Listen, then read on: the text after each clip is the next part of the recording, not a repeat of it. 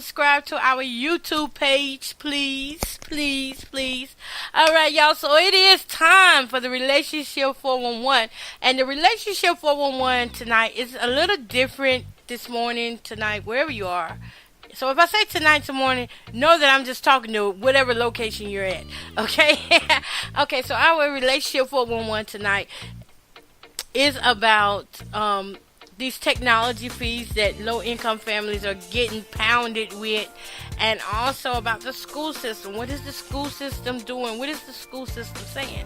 All right, so I've sat back and I've watched a lot of people say this and say that. I watched a lot of people come forth about, fees, saying, well, if my child don't get to do this, don't get to do that. We got a whole lot of angry folks right now, and we got a whole lot of greedy folks. So when we put angry and greedy together, guess what? We don't have a solution to what our children need. What our children need is to be able to connect to what is going on in the real world through technology, but in a way that will not cause the family to have more hardship. And so how can we do that if we don't pull together and speak to one another with reasonable solutions? Okay, so our children do need these laptops, but at what expense do they need them? I mean, if they bring them home, like somebody said, if they don't have internet access at home, I mean, they're useless. So you're sending kids home with things that they can't even use, half of them, because the community where I'm from is really low-income families here. And I want to stress this too. I don't want to just say they low income because of drug use or something like that. I think that's horrible. No, I'm not going to say that. I'm going to say they're low income because that's what it is. That's what it is. They're low income. I'm not going to go calling names and stuff like that. That's crazy.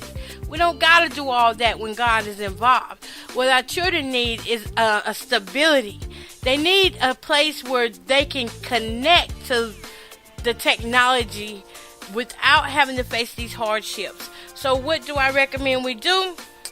I recommend that we go back to like we used to do back in the old school days. Back in the old schools, you had a certain time when the computers were used. They wasn't used 24/7. They wasn't used all the time at school. You limit your time to what it is that you want to do, and I don't think all the lessons should be taught through technology, because for one thing, technology's good, but it's not going to really keep you out here in the real world. We need real teachers teaching.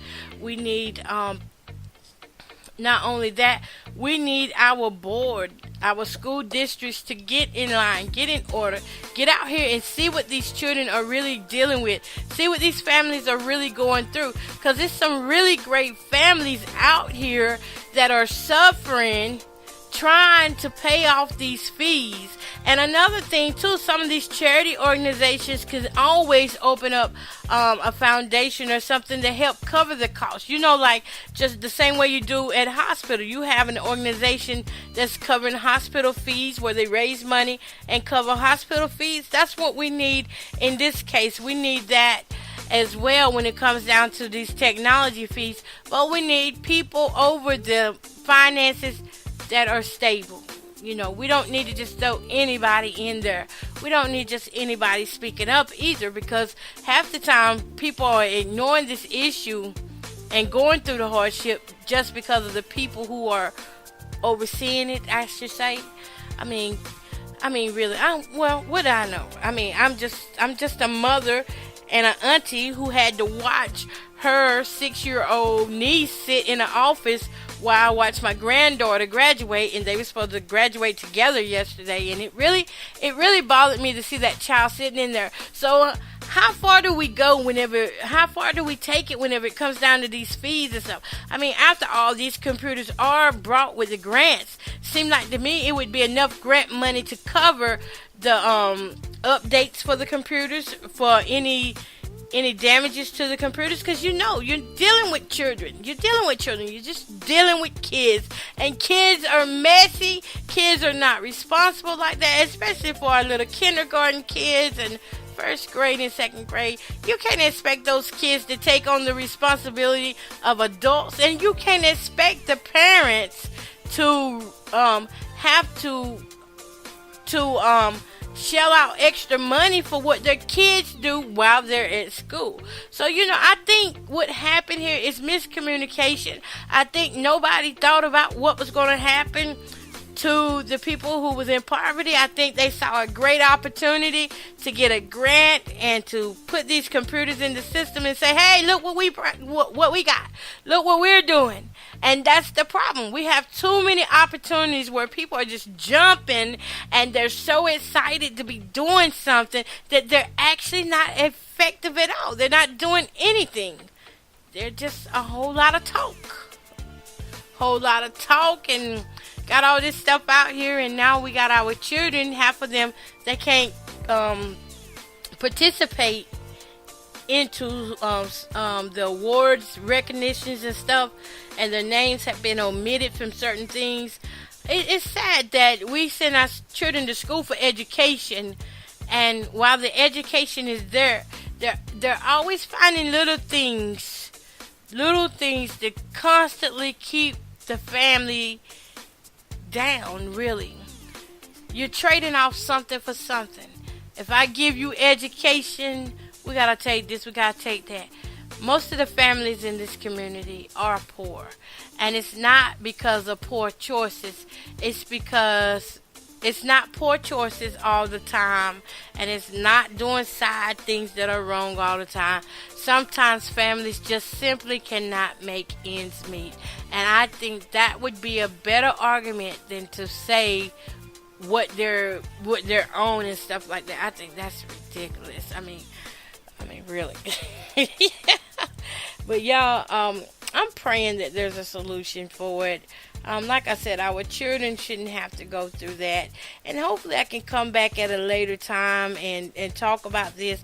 Maybe after I prayed on it a little more. Because I don't feel like I really hit what I wanted to hit tonight, this morning. I don't feel like I really hit it the way I wanted to. But I gave enough insight to let you know that we are having a problem. It's a problem. Our schools are supposed to help our families improve themselves, help our children prepare for what's out here in the world, not prepare them to continue to fail. And I feel like the system has failed our children. The system has failed our parents. All this money flowing around here, and yet our children are still coming up with low test scores. They're still coming up with these technology fees, which some of them, I think they said the county is running like 100,000 something in technology fees, maybe 150 plus. I don't know. But I just think that we got to come up with a sound solution for everybody. For everybody. I don't really think I hit that too good tonight, but it is what it is, and I just want to get it out there just a little bit, because I do feel bad for the babies. The babies can't walk, they can't graduate or nothing like that. They have to sit in the office or in the classroom while their friends are out there having fun. Come on, y'all. We got to do better. I know we're not going to punish our children like that and expect them to be able to succeed and it not have a mental effect on them. Other kids laughing at them. It can have a mental effect on them, and you may not see the mental effect right now. It might show up later on in life when they're grown. Most likely, that's when it will hit them once they grow up. Well, I remember people used to laugh at me when I was in school. I got a 25-year-old daughter. By the way, happy birthday, Jessica. Happy birthday to my daughter, Jessica. And she tells me all the time how she remembered being bullied in school. So, if she remembers that, doggone well, these kids are going to remember everything that's going on now, how embarrassed and shamed and humiliated that they was because the school decided to throw fees on the family that was already starving. Gosh, I just pray that something comes about. All right, y'all, so I'm going to leave it at that. I'm just going to leave it at that right there. All right, you're listening to UGA Gospel Storm Midnight Love Garden with mzkoko Bowden right here on iHeartRadio.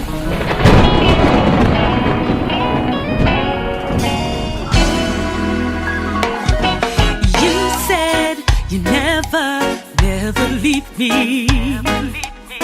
And you said you'd never, never forsake me. So I'm standing on your word. I believe in what you said, and I'm not going back. Whoa, oh, oh. Though my back's up against the wall, yeah, yeah, I will fear no evil. And though my enemies encamped around me, yes, it's in you that I find safety. You said never, leave me, and I believe in your word. You said never forsake me. I'm standing on your word. I believe in what you say, and I'm not going back. Oh, oh, oh, oh. Though my back's up against the wall, yes, I will fear no evil. And though an enemy encamps around me, yes, Lord, it's in you that I find safety. You said never, and I'm believing in your word. You said never, so I'm standing, trusting and believing. I'm not going back. Oh, oh, oh. You said never, you'll never leave me. You promised in your word. You said never forsake me. So I'm standing on your word, Lord. Just what you said, not going back, no. Hey, hey, never, never gonna let you go. Yeah, never gonna let you go. Never gonna let you go, no. Never gonna let you go. I put my trust in you. Hey, you said never, and I'm believing in your word. Never forsake me. I'm standing on you. I believe you're not a man that you should lie. I'm not going back. Whoa,